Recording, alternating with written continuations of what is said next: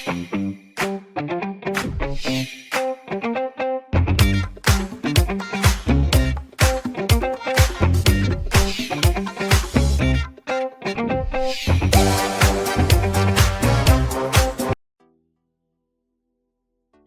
we've learned about the types of skeletons previously. Now, what we're going to do is we're going to start our study of the vertebrate skeleton specifically. Now, wouldn't you want to know how your skeleton and those of other vertebrates are structured? Now, I'm sure you want to, and that's what we're going to do here, and it's going to be fun.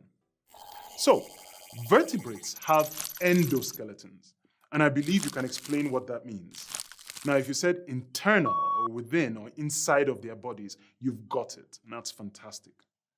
So, you see that vertebrate skeletons can simply be divided into two basic portions. Let me tell you what those portions are. The first portion is called the axial skeleton, and that's A-X-I-A-L, axial. And it's made up of the skull, the part of the skeleton that forms your head. It's also made up of the vertebral column, the S-shaped chain of bones running down your back. It's also made up of the ribs, that cage-like set of bones on your chest. And then there's the sternum, or your breastbone, that flat bone at the center of your chest. Cool. Now, the axial skeleton forms the central part of a vertebrate skeleton. That is the middle part, the center of the skeleton. The second basic portion of the skeleton I want to tell you about is the appendicular skeleton. Appendicular kind of means attachment.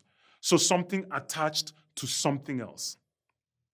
So the appendicular skeleton is comprised of your limbs, that is the bones of your arms and legs, and the limb girdles. The limb girdles are the bones that hold your limbs to the axial skeleton.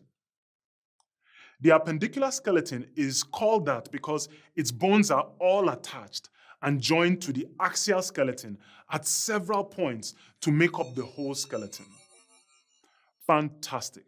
So now you know that the vertebrate skeleton has an axial skeleton comprising the skull, the vertebral column, the ribs, and the sternum or the breastbone, as well as an appendicular skeleton which comprises the limbs and the limb girdles.